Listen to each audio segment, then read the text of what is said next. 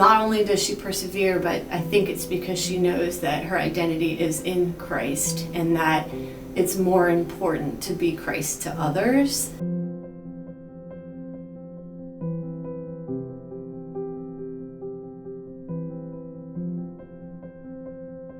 That was probably the most fun I've had as a kid. That just experience just was very enlightening to me. And to be honest, like in Kids Rock and stuff, like at church, like I would like listen to things, but I wouldn't really like retain it a lot. But like at camp, I felt like everything that they said really stuck with me. Especially that verse, Joshua 1:9. It just reminded me that I don't have to worry about where I'm going because God will always be there with me wherever I go. And I felt like that really stuck with me and really pushed me to take that next step. The first year they got involved with FCA, both of them committed their lives to Christ, and that was kind of my way of getting into FCA. It was kind of the push that God gave me to say, I mean, what are you doing? You're a coach and you're not involved in this, and it's like the perfect combination. They've always grown up in a Christian home since they were babies, but to kind of see them start to really embrace that faith and make it their own and seem passionate about it, that's pretty moving. It's a big deal.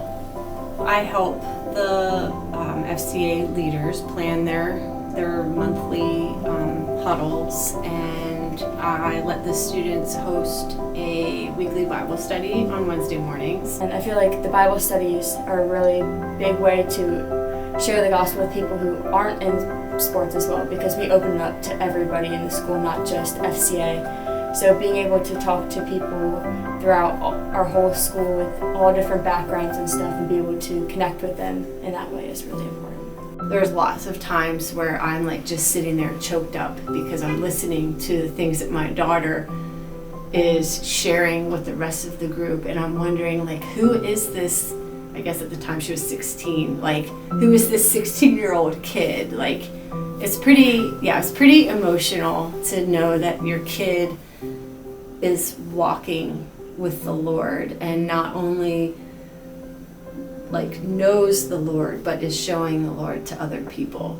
It's been great to see them go from campers to leaders of the camp and look out for the other kids and really follow a legacy that other huddle leaders were to them. So in April and spring, I got baptized, and my word of the year is committed. So I wanted to do everything and be super committed with my faith and my sport through FCA, and just being able to grow so much in that experience really pushed me to get baptized and share that with my friends, because I also got to do it with Nina and Briley and Lainey and a bunch of others that I've grown up with throughout FCA and sports as well. We definitely made a priority because we saw the impact that it had on our two kids. You know, when you see both your kids give their life to Christ at camp, that really leaves a pretty strong impression on you. I just wanted to share with people who didn't have the opportunity to go to camp that we're in the school setting to be able to experience the FCA and everything that they stand for, and I just wanted to be a part of that and just share the gospel with people through sports, which they could really resonate with and connect with.